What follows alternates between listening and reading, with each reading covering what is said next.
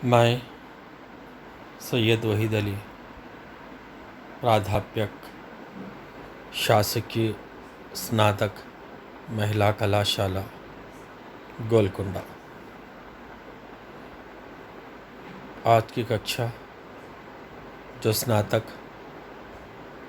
प्रथम वर्ष के प्रथम सेमेस्टर के छात्राओं के लिए है, उसका विषय भाभी है।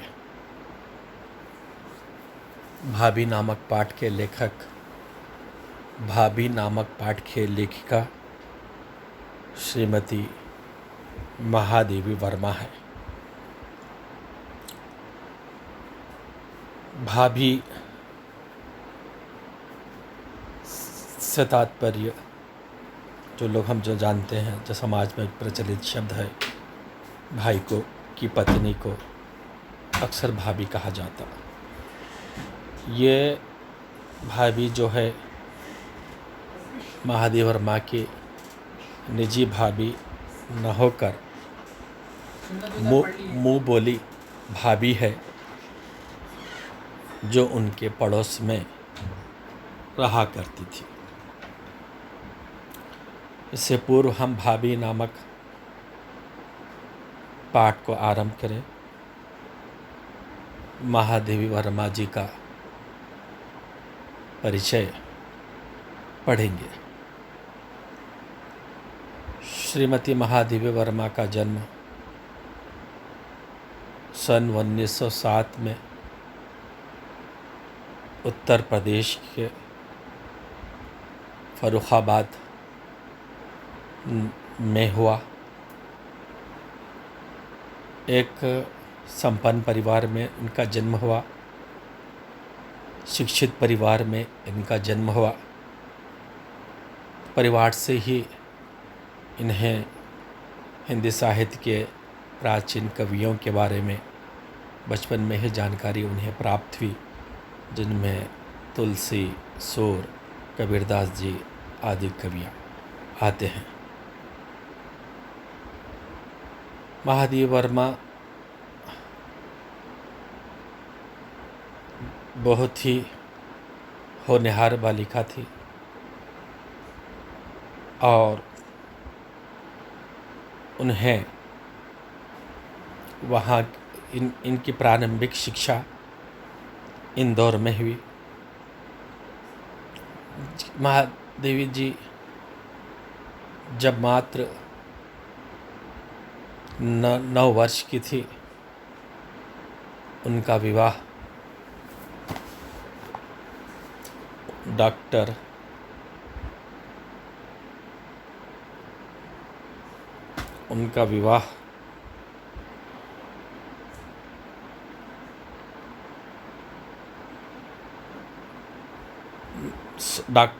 स्वरूप नारायण वर्मा से हुआ। उस समय 6ठी कक्षा में महादेवी वर्मा शिक्षा प्राप्त कर रही थी, अतः वो पढ़ाई में वैवाहिक जीवन को बाधा समझकर उन्होंने वैवाहिक जीवन को त्याग कर पुनः अध्ययन की ओर अग्रसर हुई। उन्होंने प्रयाग के क्रॉसवेट गर्ल कॉलेज से संस्कृत दशा तथा दर्शन विषय लेकर बीए की परीक्षा पास की, उत्तीर्ण की।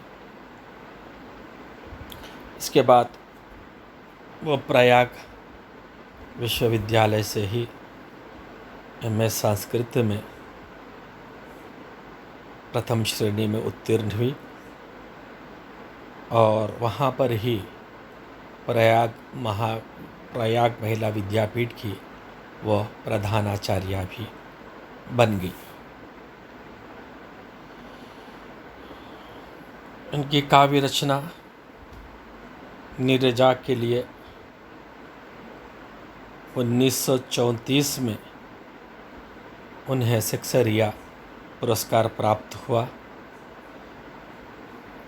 उनकी रचना आधुनिक कवि पर मंगल प्रसाद पारितोषिक मिला और भारत सरकार ने इन्हें पद्म भूषण की उपाधि से भी सम्मानित की।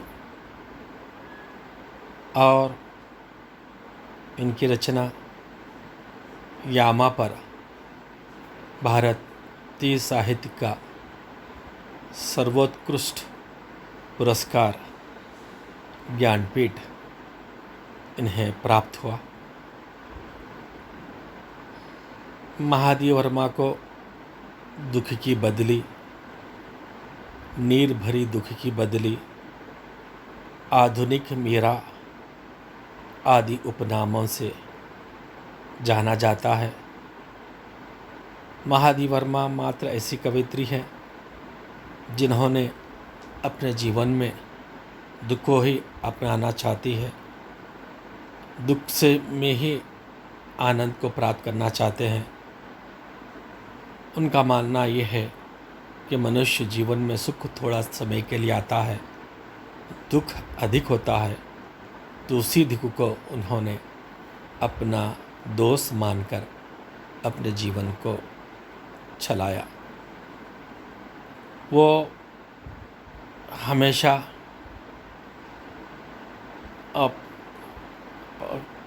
हमेशा आनंद में रहती थी, कभी वो चिंता नहीं करती थी। और इनका एक विशेष प्रेम था जानवरों के प्रति, जीव जंतुओं के प्रति इन्हें विशेष अनुराग और प्रेम था।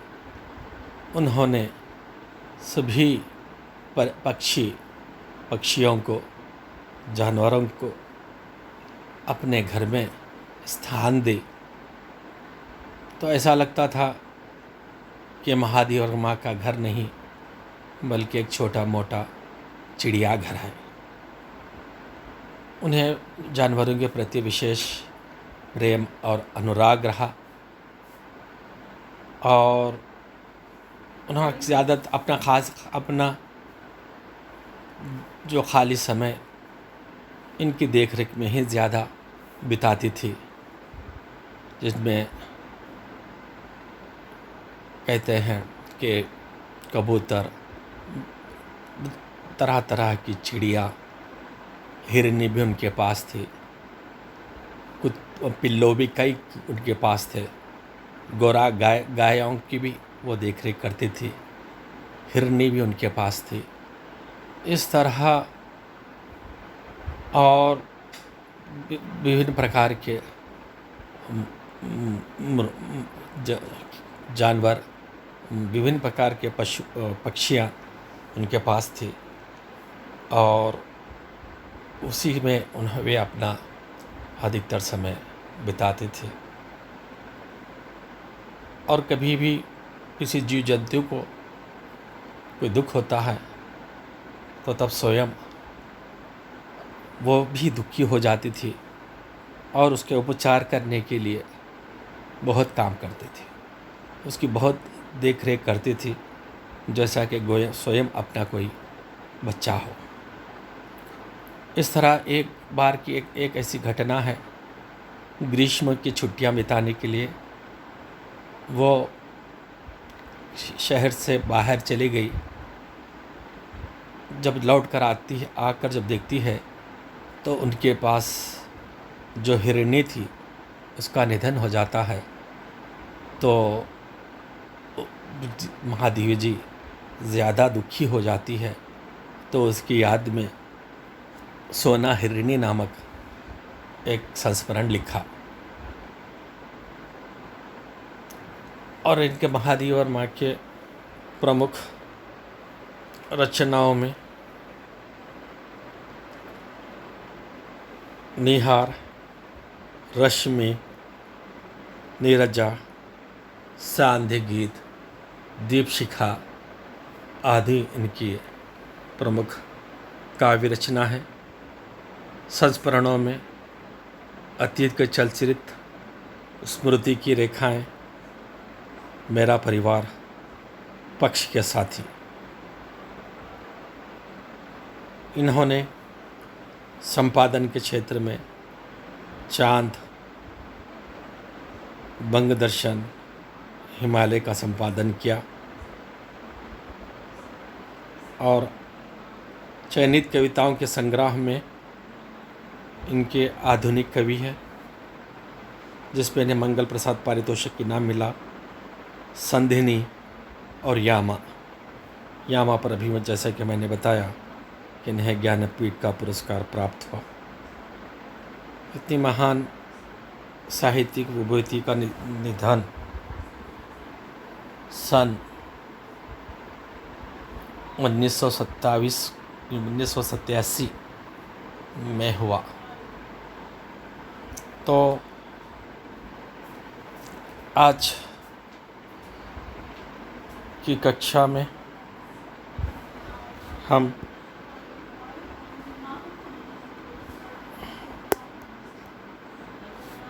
भाभी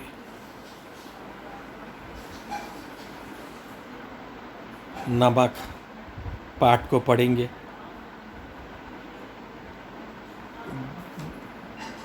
भाभी नामक पाठ महादेवी वर्मा के अतीत के चलचित्र से लिया गया है। उसमें की एक घटना है जिसमें लेखिका के संवेदनशीलता, हमदर्दी, पड़ोस में रहने वाली भाभी के प्रति दिखाई देती है। और ये कहानी कारुणिक कहानी है।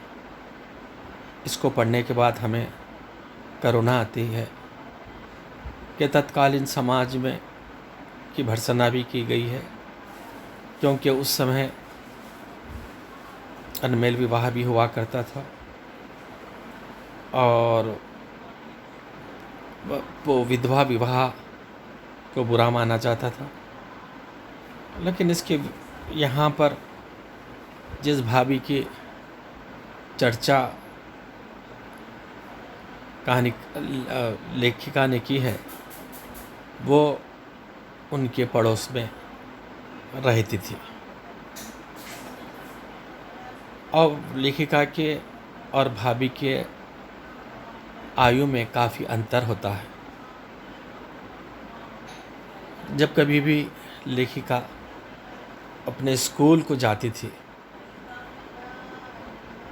तब उनकी दृष्टि एक कमरे के पीछे पर्दे के पास से जो देखती हुई, सिर्फ दो आँखों से जो घूरती हुई एक महिला की ओर जाती है और उसके प्रति इनकी जिज्ञासा बढ़ जाती है। वो ये जानना चाहती है कि वो कौन है, लेकिन उस समय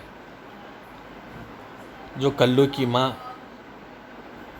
जो उन्हें स्कूल ले जाती थी, वो उन्हें नहीं बताती थी कि वो कौन है। और लेखिका को नौकरानी की बच्ची को देखकर बहुत ही ईर्ष्या होने लगती है कि वो ये सोचती है कि वो कितनी सौभाग्यशाली है कि आराम से वो घर पर ही रहती है, लेकिन इन्हें सुबह सुबह नींद में से उठकर तैयार होकर कल्लूम की माँ के संग वो लेकर जाती है, स्कूल में आकर छोड़ देती है। तो स्कूल से जब लौटती है तो हर बच्चों के प्रायः दूसरे दिन न जाने के कोई न कोई बहाना बनाना चाहती है, लेकिन लेखिका की माँ या कल्लू की माँ उन्हें किसी भी तरह स्कूल भेजाती है। ना चाहते हुए भी उन्हें स्कूल जाना पड़ता है। रास्ते में जो कुछ भी गतिविधियाँ होते हैं, उन सभी को देखकर लेखिका आनंदित होती है, प्रसन्नित होती है और वो समय ही उसको स्कूल से आते जाने का जो समय है बहुत अच्छा दिखाई देता है, सिवाय स्कूल के समय को छोड़कर। ये प्रायः सभी बालकों की मनोदशा होती है। यहाँ पर जो सारांश के तौर पर टीका में दिया गया है उसे मैं पढ़ना चाहता हूँ। अब छात्राओं से अनुरोध है कि ये इसे ध्यानपूर्वक सुनें और आशा करता हूँ कि आपको भाभी नामक संस्मरण समझ में आएगा। लेखिका अपने बचपन की घटनाओं को याद कर रही है। बचपन में स्कूल जाना बड़ी दुख की बात थी। स्कूल जाना उनके लिए इतनी पीड़ा देती थी कि इसको भगवान का दिया हुआ जीवन मानती है। अपने घर में रहने वाली नौकरानी की लड़की पर उसे ईर्ष्या हुआ करती है। ऐसे समय में लेखिका कल्लू की माँ को सड़कों पर लाते वक्त रास्ते में सभी चीज़ों को देखते हुए आनंद पाती है। वहाँ पर एक मारवाड़ी के दुकान पर वृद्ध सेठ जी बैठे थे और उसके पास के पर्दे के छेद से दो आंखें दिखाई देती थी। कल्लू की माँ के डर से उन आँखों के बारे में जानने के लिए कोशिश करने पर भी बहुत समय तक सफल नहीं हो पाई। चेहरा तो देख नहीं पाई, पर कल्लू की माँ से उसके बारे में पता चला कि वो अनाथिनी है और विधवा भी है। बूढ़े सेठ के बेटे से भाभी की शादी हुई थी, पर उसी साल में उसके पति की मृत्यु हो गई। तब से इस बेचारी की स्थिति बहुत बिगड़ी सी हो गई। उसकी स्थिति और तब बिगड़ी हुई हो जाती थी जब उसकी ननंद मायके आती थी। एक दिन गीली सड़क पर लेखिका के पैर फिसलने से उसकी मुलाकात भाभी से हो गई। पर्दे से निकलकर उसने इसकी रक्षा की। तब से उसके अकेले जीवन में लेखिका को स्थान मिला। वह निराहार और मित आहार से दुर्बल देह से निरंतर परिश्रम करती रहती थी। उस भाभी की उम्र मात्र 19 साल की थी, तभी वह विधवा बन गई।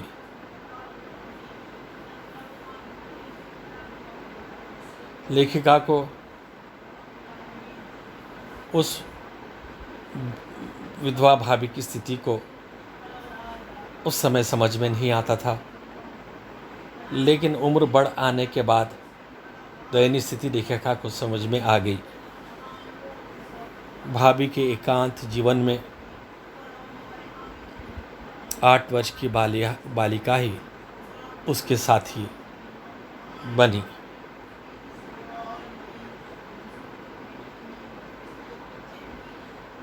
पर यह बालिका उस विधवा भाभी के संसार में प्रवेश करने में असमर्थ थी। लेखिका की माँ भी माता पिता विहीन विधवा बालिका की स्थिति पर दुखित हुआ करती थी। लेखिका की सारी गुड़ियाँ भाभी के खंडहर पर पहुंच गई। वह अपनी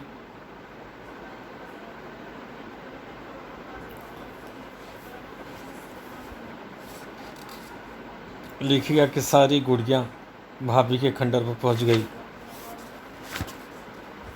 वह अपनी गुड़ियों को मारवाड़ीन की तरह श्रृंगार किया करती थी।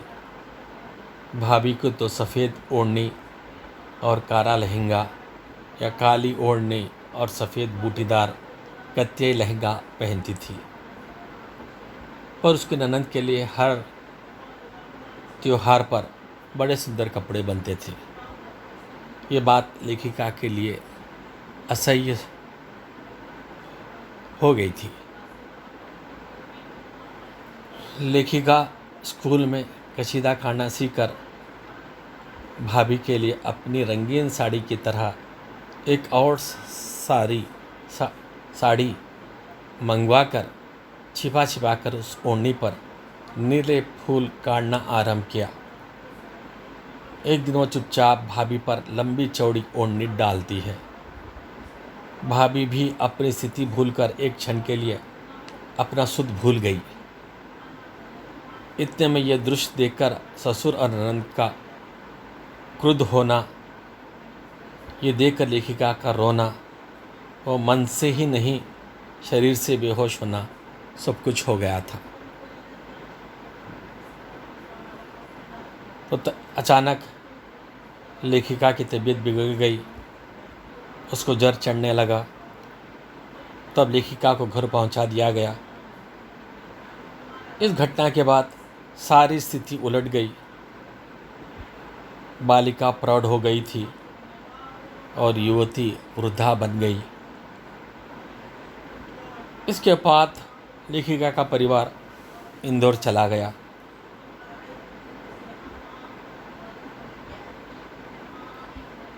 लेखिका को इसके बाद पता चला कि भाभी के ससुर का स्वर्गवास हो गया। कठोर संसार ने भाभी की कैसी रक्षा की, यह आज तक अज्ञात है। अभी लेखिका को रंगीन कपड़े देखने से बचपन की विषाद घटनाएं याद आती हैं। वृद्ध ससुर चला गया, पर अब भाभी की स्थिति कैसी होगी, यह सोचकर लेखिका परेशान हो जाती है और शायद भाभी भी चली गई होगी। Dash dash dash. इस विचार से वो भयभीत हो जाती है और वो आशा करती है कि ऊपर वाला उसके साथ ऐसी अनहोनी घटना न घटित होने दे। इस प्रकार ये का पाठ समाप्त हो जाता है और हम इस पाठ की विशेषता को हम देखेंगे। मारवाड़ी विधवा के प्रति लेखिका का स्नेह, संपूर्ण सहानुभूति, आत्मीयता और अंतरंग भाव इस रचना में साकार हुआ है। उसके प्रति अद्भुत संवेदनशीलता प्रदर्शित करती है। उसके जीवन को उन्होंने अत्यंत समीप से देखा है। परंपराएं, रीति रिवाज तथा रूढ़ियाँ उसके व्यक्तित्व को कुंठित कर देती हैं। ये कुप्रथाएं उसे असमय वैधव्य का अभिशाप देकर जीवन जीने के लिए विवश करती हैं, किंतु इसके कारण उसकी हृदय कलिका सदा के लिए मुरझा जाती है।